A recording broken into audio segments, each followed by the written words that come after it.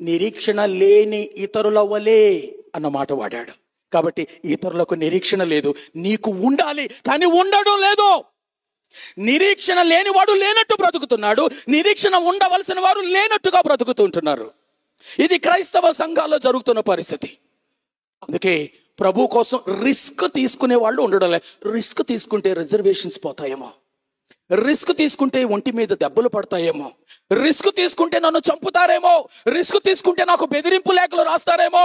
ప్రియమైన దేవుని బిడ్డలారా, యేసు క్రీస్తు ప్రభు రిస్క్ లేని ఒక్క గంట గడపలేదు ఆయన జీవించిన పరిచర్యలో 3.5 సంవత్సరాల కాలంలో.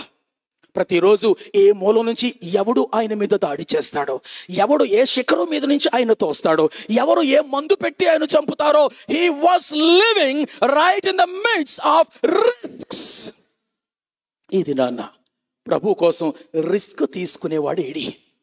ప్రభు కోసం రిస్క్ తీసుకునేవారు ఏడి? ప్రియమైన దేవుని బిడ్డలారా, ఆ దినాన ఆ 3 యవనస్తులు షడ్రకు, మేషకు, అబేద్నెగోలు ప్రభు కోసం రిస్క్ తీసుకోవడానికి ఇష్టపడకపోతే, ఆ దినాన దానియేలు ప్రభు కోసం రిస్క్ తీసుకోవడానికి ఇష్టపడకపోతే 120 పైగా ఉన్న సంస్థానాలలో యెహోవా ఏ దేవుడు అని జెండా ఎగిరేది కాదు. కాబట్టి ప్రియమైన దేవుని బిడ్డలారా, ఈ దినాన చాలా సంఘాలలో ఉంటున్న విశ్వాసులు కులాసాగా కాలక్షేపం చేయడానికి వస్తుంటే ఇక్కడ నుంచి బోధలు కూడా ఆ రేంజ్లోనే ఉంటున్నాయి.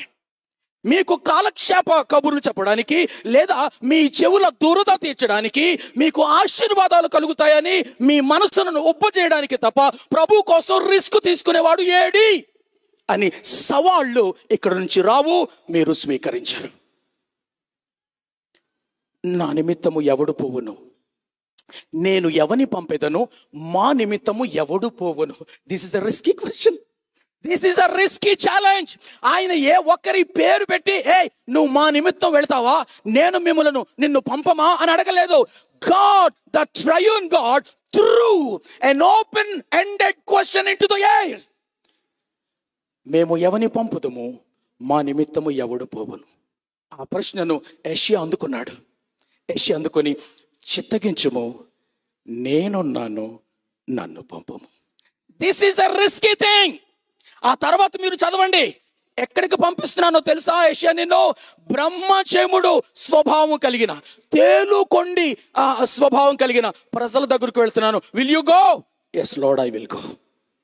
మీరు బైబిల్ గ్రంథంలో ఏ ప్రవక్తనైనా చూడండి, ఏ ప్రవక్త రోజు కూర్చొని బిర్యానీలు తినలేదు. అక్కడ ప్రతిరోజు ప్రతి ప్రవక్త దెబ్బలు తిని ఇంటికి వచ్చేవాడు.